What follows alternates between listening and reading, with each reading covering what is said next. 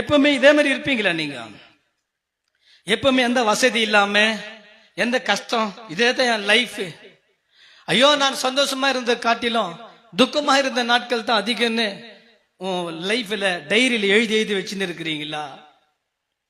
Bible open பண்ணா என் Bible நீங்க பாக்குறீங்களா? ஐயா, என்னுடைய கண்ணுல இருக்கிற தண்ணி எல்லாம் என் பைபிள்ல டிராப் டிராப்பா அப்படியே சிந்தப்பட்டு இருக்கு. நீங்க சர்ச்சில் இருக்கிற உன் கண்ணீர் உன்னுடைய பரிசுத்த வேதாகமத்துல விழுந்து இருக்கு அப்படின்னு தானே நீ சொல்லி இருக்கிற. சோர்ந்து போகாத, சோர்ந்து போகவே போகாத. உன்னுடைய ராஜா பார்த்து கொண்டிருக்கிறார்.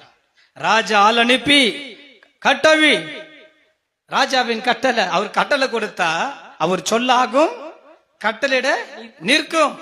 அது காற்றோ கடலோ கொந்தளிக்கிற அலைகளோ எதுவா இருந்தாலும் அவருக்கு என்ன? அது மீனா இருந்தா கூட அவருக்கு என்ன?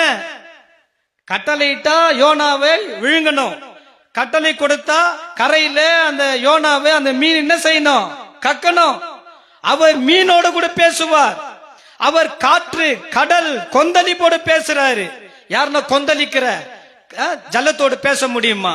இவர் பேசுகிறார், இவர் பேசுகிறார். இறையாத, கொந்தளிக்காத, அமைதலாயிரு. காற்றும் கடலும் ஒரு தேவகுமாரனுடைய சத்தத்துக்கு கீழ்ப்படிந்து அடிபணிந்து அமைதியாய் மௌனமாய் மறைந்து கொள்ளுகிறது. இயற்கை மீது அதிகாரம் உள்ளவர். அவர் சொன்னா கட்டவிக்கப்படும், அவர் சொன்னால் சகலமும் நடக்கும். அவ்வளவு அதிகாரமும் அவ்வளவு வல்லமையும் ஆளுமை உள்ளவர். உன்னை படைத்த, உன்னை தெரிந்து கொண்ட தேவாதி தேவன்